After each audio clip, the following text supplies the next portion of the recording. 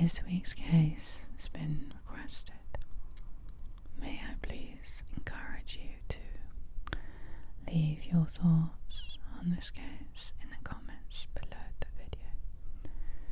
I think the more we discuss cases, the more likely it will help get closer to the missing pieces of information.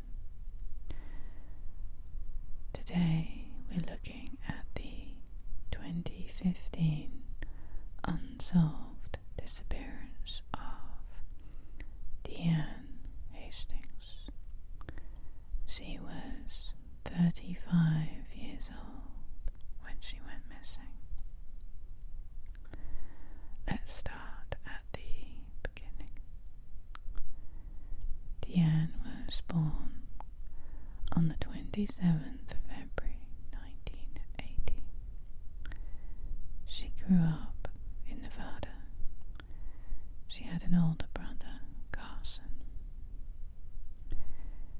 They had a good childhood and a happy home up until Deanne was around the age of 10, when the family uprooted across country to Washington. 5 years after moving there, Deanne's parents shockingly split up. This was devastating to her, as they'd always been a close-knit family. Her father leaving affected her deeply. It was a shattering life change which caused such a negative knock-on effect. Everything that came after this in her life seems to have stemmed initially from this huge blow. In 1996, whilst her brother moved to Texas to join the Navy, she remained living with her mother, and as it was just the two of them living together, it brought them closer together. At the age of 17, Deanne fell pregnant with her then boyfriend. They decided to keep the baby and move in together, which they did for the following 9 years. Hayden was born in July of 1998, and today he's 23 years old. In 2008, Deanne found herself living back at home with her mother and Hayden. It was at this time that she was officially diagnosed as bipolar. For those of you who don't know, bipolar disorder is associated with episodes of mood swings ranging from depressive lows to manic highs. The exact cause isn't known, though a combination of genetics, environment, altered brain structure and chemistry may each play a hand in the disorder. Manic episodes may include symptoms such as high energy, reduced need for sleep, and loss of touch with reality. Symptoms of depressive episodes are when the person has zero energy, they don't get up or do anything. Mood swings can last days or months at a time. There's treatment for it, which consists of taking regular meds. You can also have psychotherapy. I felt it was important to mention this because it plays a big role in what goes on to happen in Deanne's life. And I think it's crucial to bring up how quickly things can spiral out of control during a manic episode. It's difficult for the person going through it as it is for their loved ones. Anyway, let's get back to the timeline. It was when she moved back home with a young son that her mum noticed Deanne's change in character. Her mother describes Deanne as turning into a totally different person. She researched the disorder in the hope that they could find a way to return Deanne back to her old self. During manic episodes, Deanne became argumentative. She'd swear, she became aggressive and violent, and not only towards her mum but towards those closest to her. And it upset Deanne a lot that she'd uncontrollably lash out at her loved ones so viciously. She felt so embarrassed by these episodes that she took it upon herself to cut herself off totally during these times. When she started spiraling, she'd disappear for days until her mood returned to normal, but she'd always be reachable on her mobile. Unfortunately, no amount of meds or counselling at this time helped her get better. As time passed, it became increasingly clear that Deanne needed a change of scene. The decision was made to send Hayden to live with his father. Her family felt that if Deanne could have a fresh start somewhere out of Washington, it would help her get back on track. Her brother was still living in Texas at the time, and so it was agreed she'd go and join him there. And remarkably, it worked. She pulled herself together, got herself qualified as a nurse's assistant.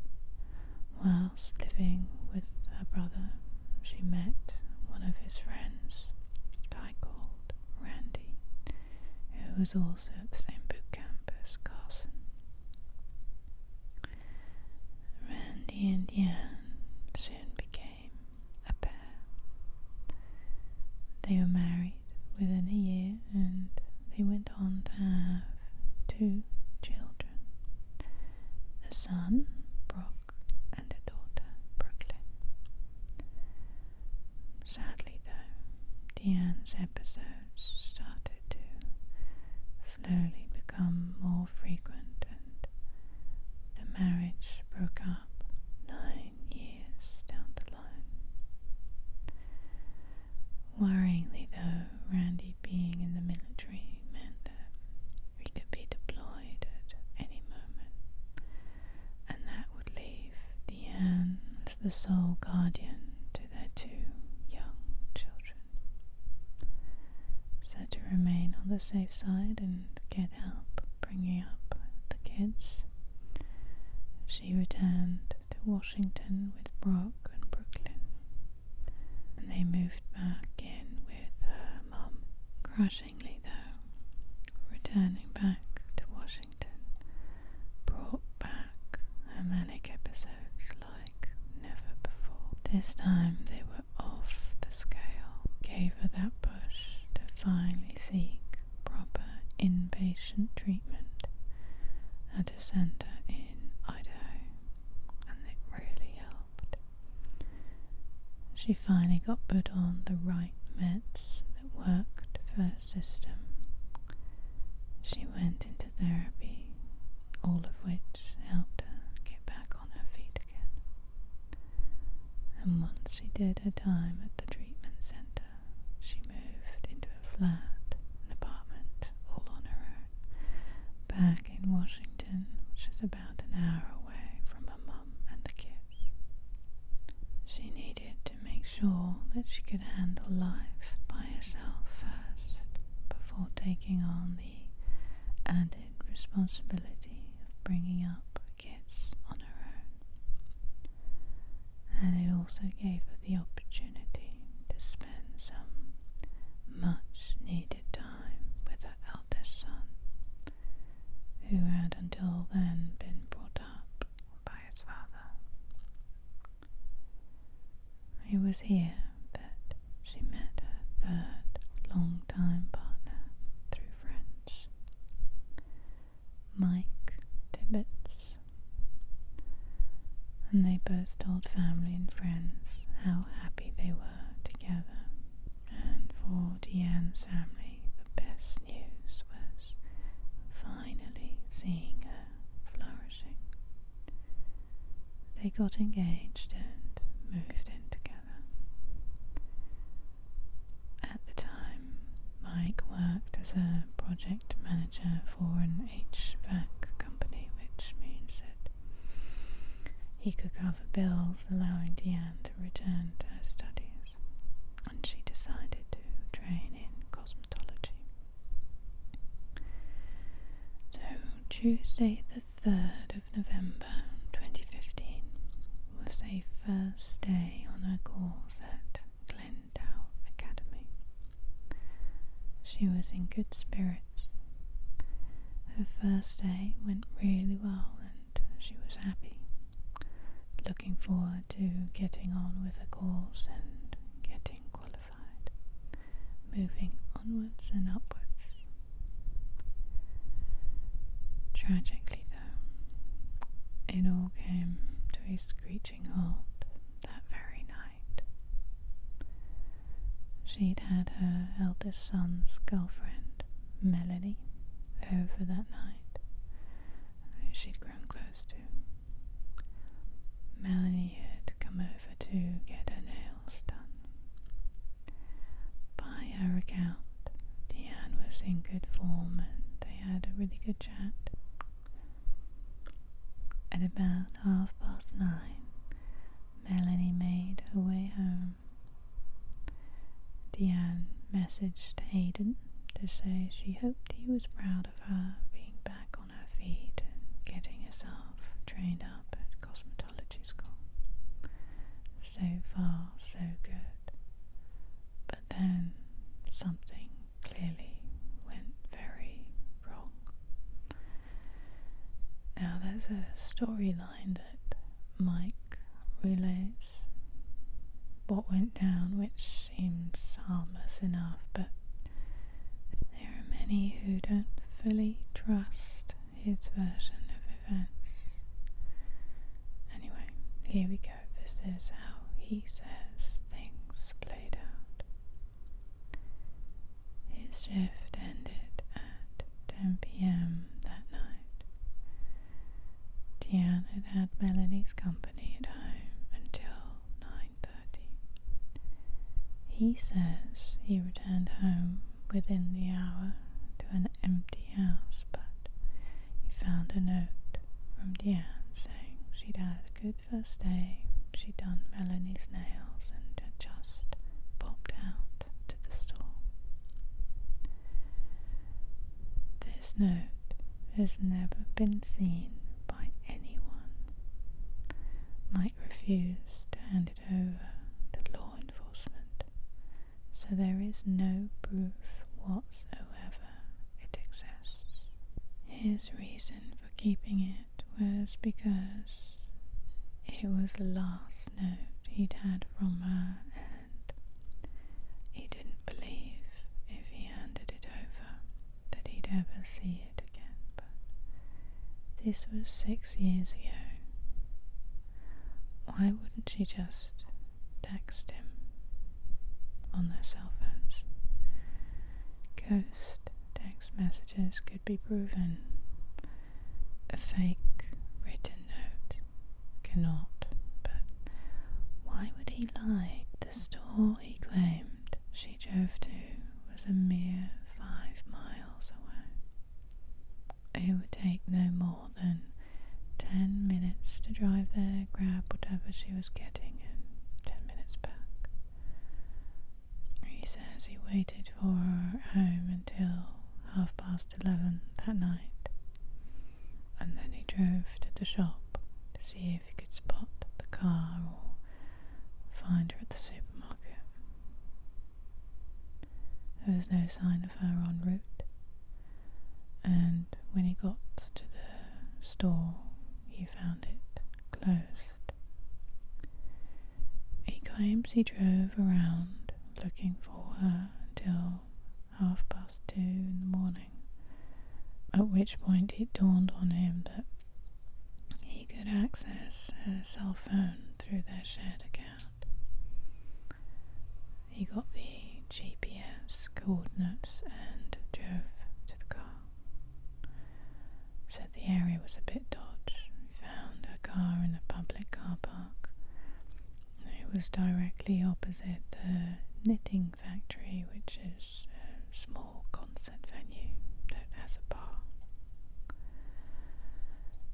He looked in through the window of the car and said he spotted her purse, but she was nowhere to be found. He tried to call her, and then he saw the light and the vibration of her mobile phone ringing inside the car, but the doors were obviously locked and he didn't have the car keys.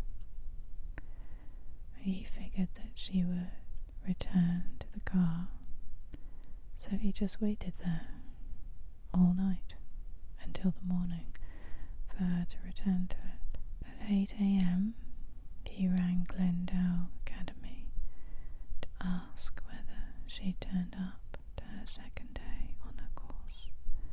They said she hadn't, and they kindly offered to print out some missing persons flyers to help track her down. And he then called a bunch of friends and they walked around town putting up the flyers. Whilst doing this, he got a notification that one of his credit cards was being used at the trading company on Inland Empire Way, which is about 1/4 of an hour away. But he didn't go to the store. Instead, he went straight to where her car was parked, thinking that she'd return to it because it was quite close by to the store. And later he said he regretted that decision. He did go to the store later that day, but he wasn't allowed to check the CCTV footage until staff had got managerial approval. Whilst he was there, one of the staff members, a male employee, he took a look at the missing flyer, and when he saw the photo of Deanne, he said she looked vaguely familiar, meaning that he might have seen her at the store, but he just left it at that. Mike only reported Deanne missing after 36 hours because he felt that once police were informed that she'd been missing before and that she suffered from manic episodes, that they were likely not to prioritize searching for her. He was right. Law enforcement only started investigating 5 days after she was last seen. He also chose not to contact her mum and brother, saying he didn't want to alarm them in case she turned up again, as she had done in the past after another manic episode. But though he didn't tell her family, he contacted media who got the word out about her disappearance. And this is how her brother and mum end up finding out about Deanne.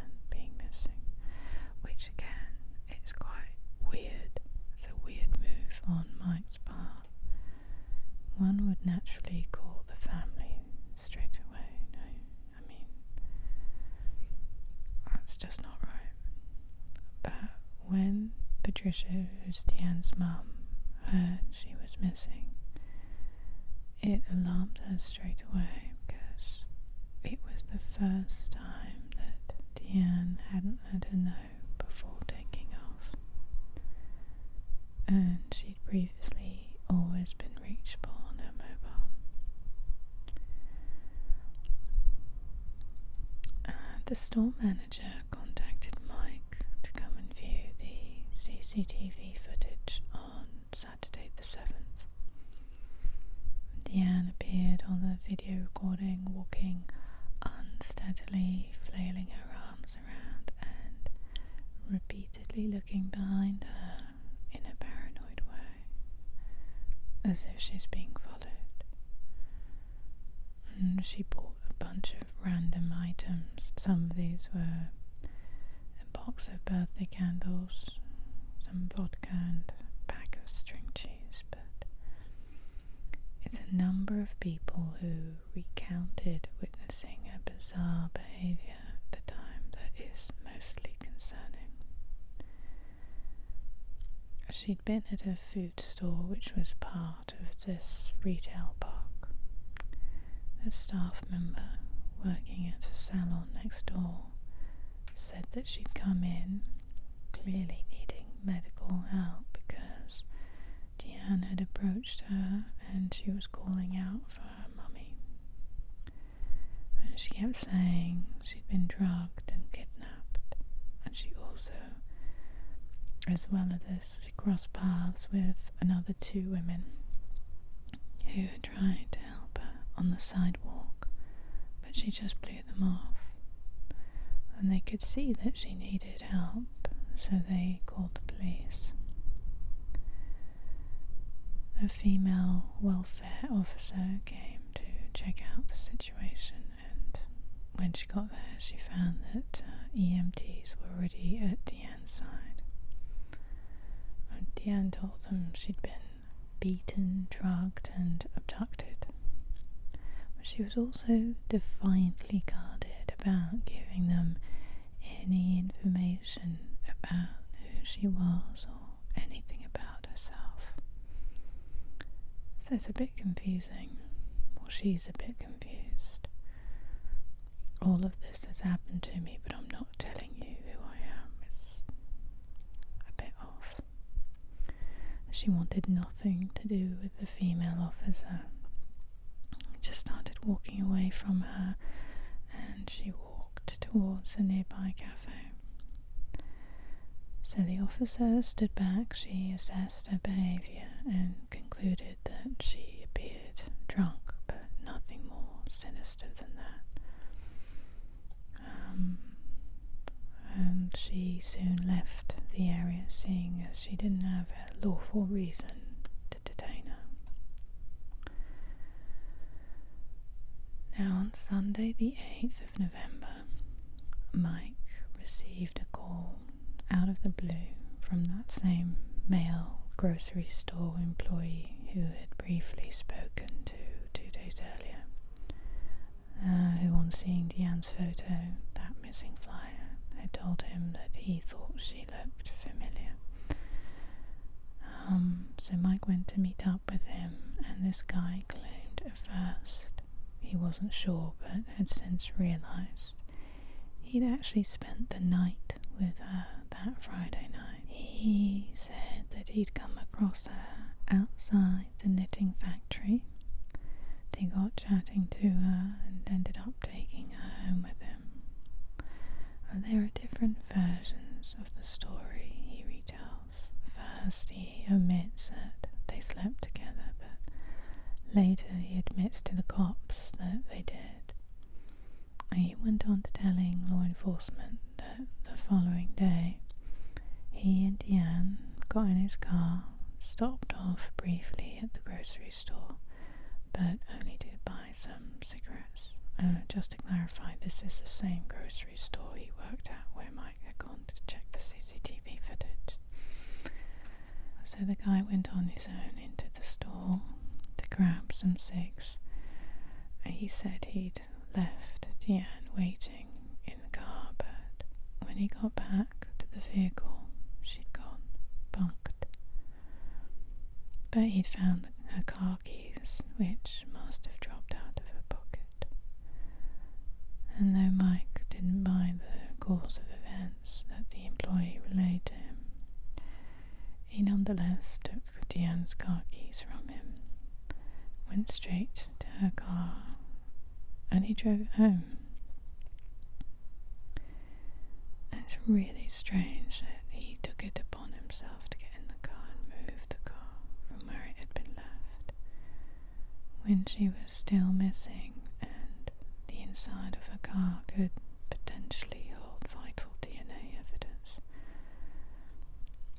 I wonder if all these small details, things that appear to be odd choices he made along the way, if he was so consumed in finding her, they were due to complete absent-mindedness, or whether he was strategically destroying a trail of evidence. I just can't tell.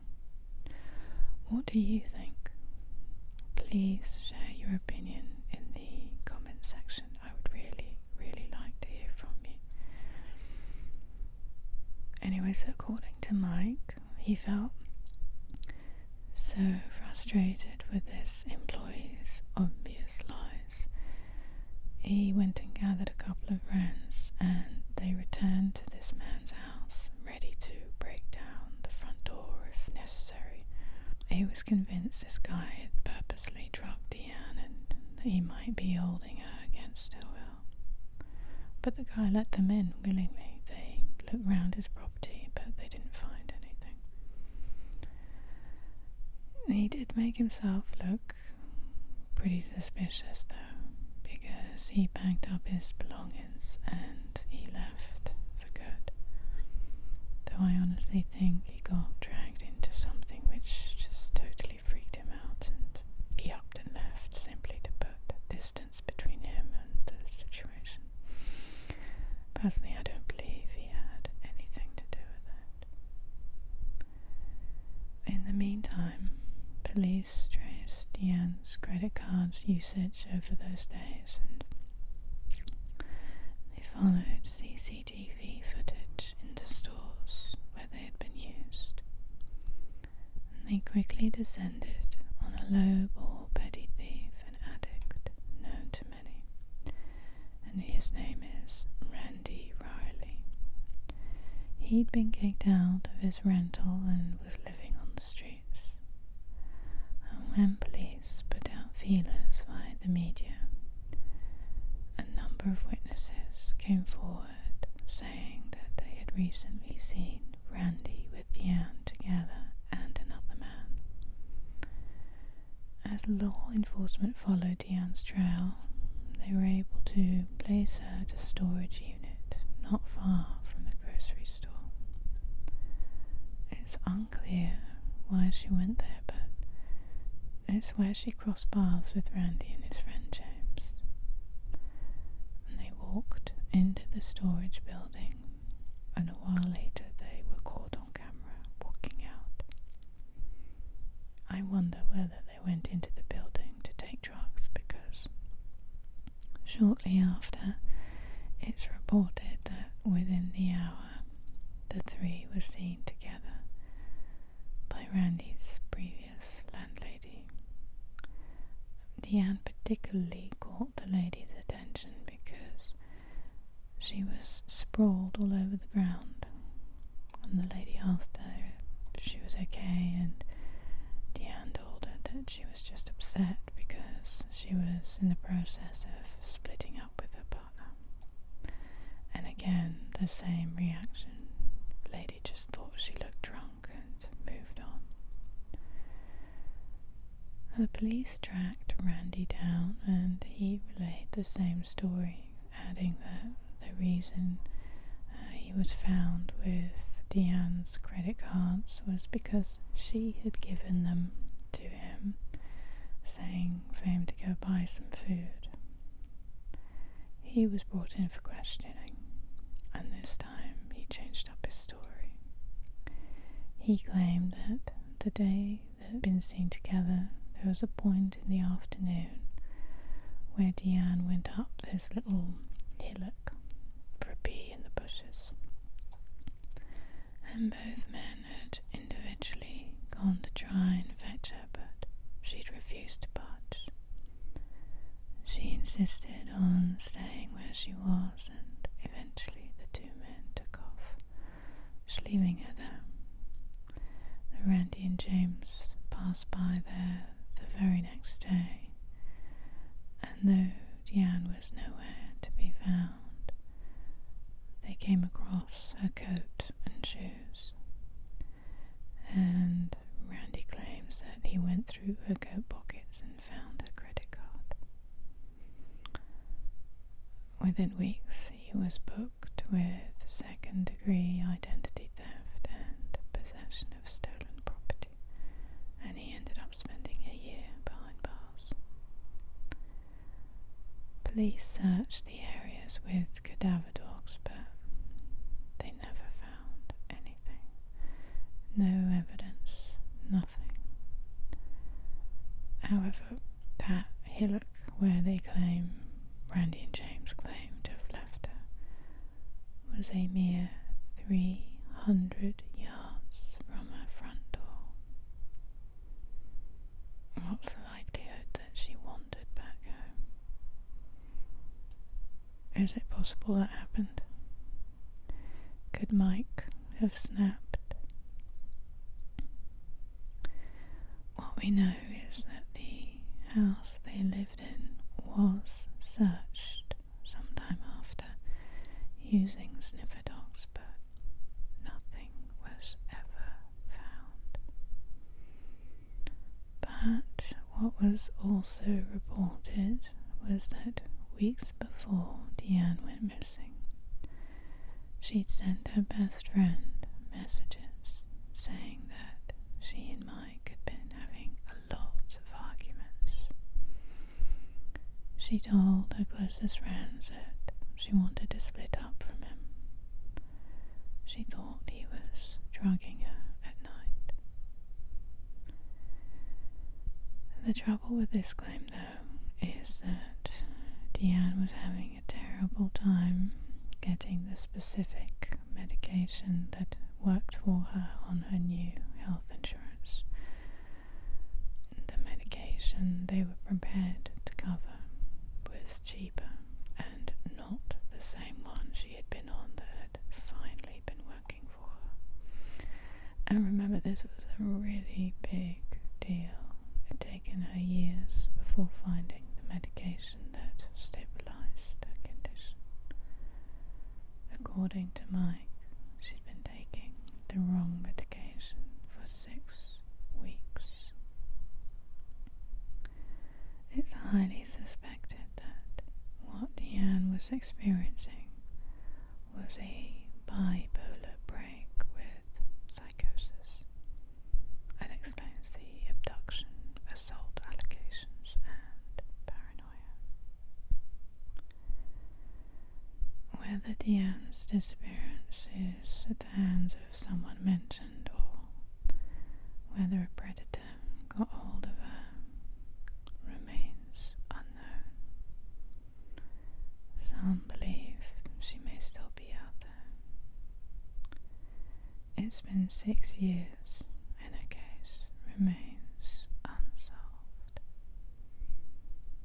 Let's keep her case active by discussing it. Please leave your thoughts and opinions on what you think happened. Even if you don't usually do so, I would really love to hear from you. If you have any information on Deanne's case, please contact Spokane Police. I'll leave the